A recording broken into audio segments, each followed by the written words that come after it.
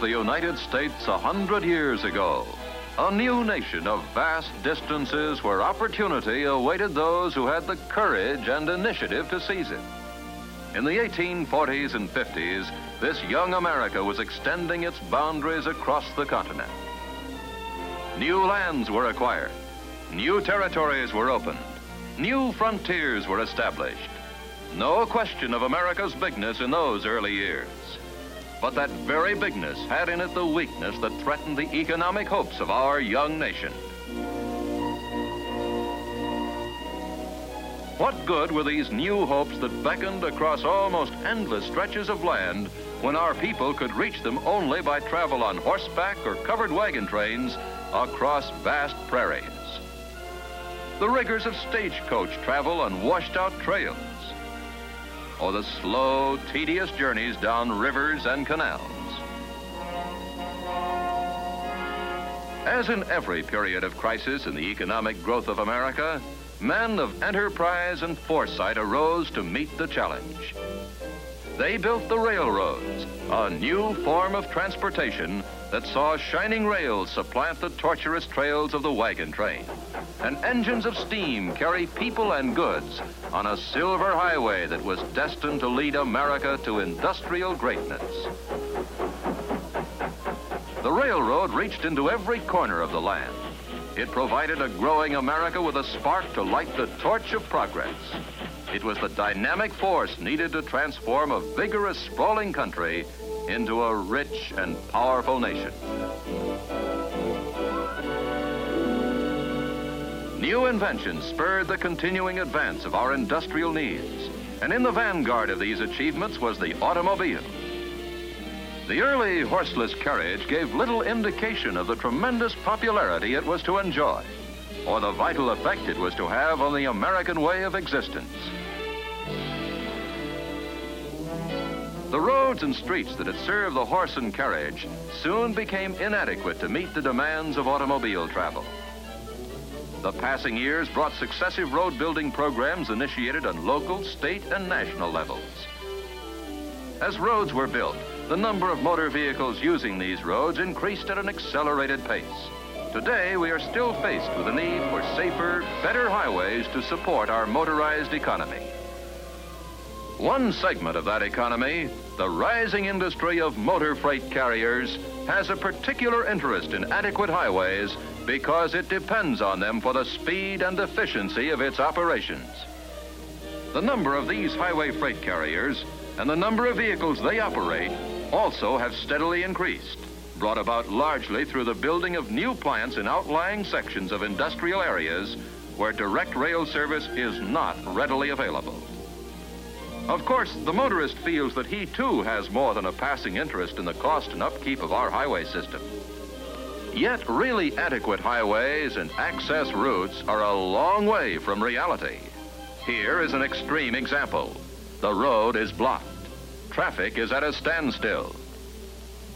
Here is another road, a railroad. One of its characteristics is excess capacity, the ability to take on more of the transportation load. Both railroad men and representatives of common carrier trucking companies believe our transportation system will benefit by putting trucks on that steel highway and carrying them between cities on railway flat cars. And what flat cars? Giant new 75-footers that carry 2 large trailers each. Yes, piggyback is what the railroad and progressive trucking companies are offering to the traffic manager with a job of transportation on his hands. And it isn't a new, untried idea. As long back as the last century, the Long Island Railroad brought in wagon loads of potatoes on flat cars. Look closely, and you'll see that the horses rode in boxcars on the same train.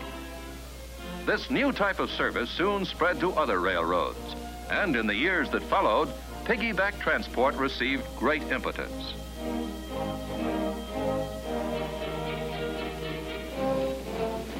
Some railroads offering this type of service have used and still use their own truck trailers. But the most dramatic recent growth has been in the type of piggyback transport available to common carrier truckers, as exemplified by the Pennsylvania Railroad's truck train service. Here on America's largest railroad, the future of truck train may well be determined. And just what is truck train? Well, for a first-hand look at this most recent step in the progress of American transportation, let's make the trip on a fast freight truck train. Our trip starts at the shipper's plant. This particular truck is carrying merchandise from Chicago to New York. The driver picks it up as per instructions, and after sealing the door of the van, he begins the journey across Chicago to the railroad yards in the south side of the city. The terminal point in Chicago, as in most large cities, is accessible from many different routes. This advantage enables the driver to use such roads and streets as are less likely to be congested with traffic.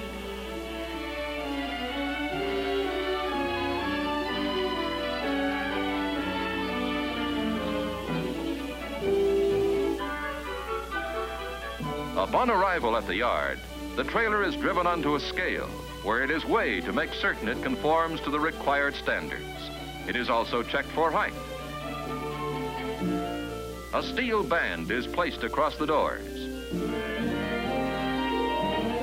And while the driver checks the trailer in, the steel band is sealed in place. Having obtained his receipt for the shipment, the driver moves his truck out promptly to make room for the next arrival. As his last part in the operation, the driver takes his trailer to the loading yard located on railroad property. In this area, he parks it close to the ramp among other trailers waiting to be loaded. The driver leaves his trailer and returns to the trucking company.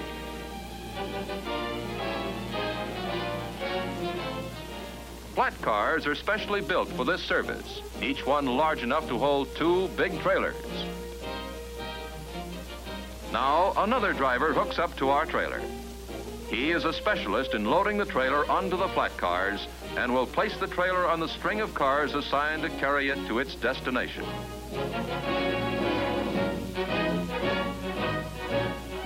His trained eye heads it up the ramp straight for the bridging plates to the flat cars. Then down along between the limits of the flat car railings. The tires roll straight to their mark. Wheel chocks are immediately placed to prevent movement of the trailer. And special supporting jacks are swung into position while retaining chains are tightened. Regular truck tractors may be used to load the trailers, or they may have the newly developed twin steering wheel. This enables the driver to look straight ahead of him, regardless of the direction in which he is traveling. Once more, a trailer travels with precision down the waiting line of flat cars.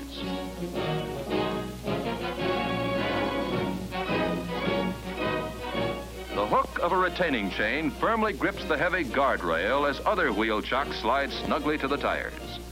With swift efficiency, the loading team is soon ready to move on to the next arrival. For at loading time, the trailers pour in a steady stream.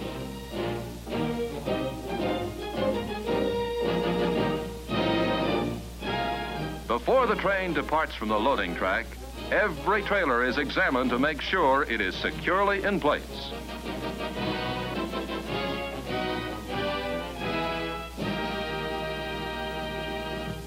It is late Saturday afternoon in Chicago as this fast freight train pulls out eastbound for New York via Pittsburgh and Philadelphia.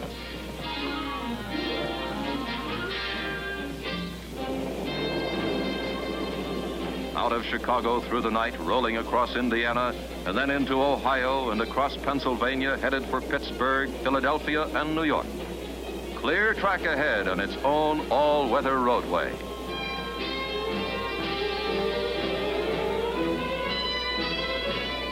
Long before dawn on Monday, arrival in Jersey City of this train that left Chicago late Saturday.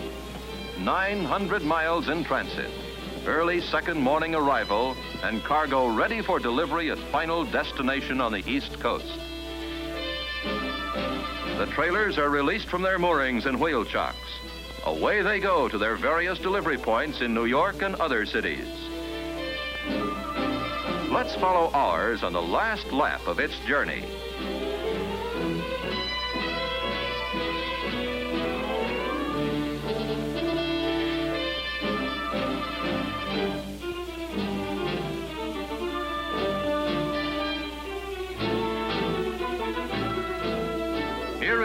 the receiving platform of the consignee in New York and ready for unloading. The last step in Operation Truck Train. What we have just seen is the merging of public service by the railroad and the common carrier truck. What are the benefits?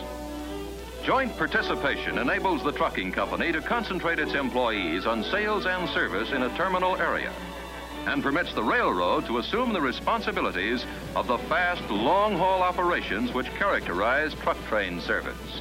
It thus strengthens two segments of our important common carrier system. In like manner, it enables trucking company personnel and railroad employees to share in a growing form of transportation, with increasing opportunities as this type of freight shipment serves more and more terminal points, carries more and more trailers, and an increasing variety of goods. To the shipper, truck train service offers still another form of transportation competing for his business, one with obvious advantages to meet his needs for fast, high-quality service on a large scale.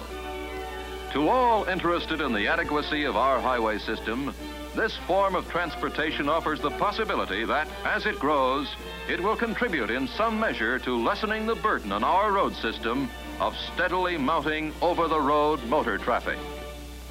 For the railroads offer clear passage on their own roadway. On this roadway, day and night, in good weather and bad, truck train traffic is scheduled and routed to provide high-speed, dependable transportation service. These, then, are some of the benefits flowing from the present trend toward shipment of trailers on rail. Benefits that will become even greater as this new type of freight transport develops in range and scope. In effect, a cooperative working arrangement between the railroads and the trucking companies of America. It is in the true spirit of the opening of new frontiers that has made ours a great nation. It is true progress in transportation, progress that will help all of us.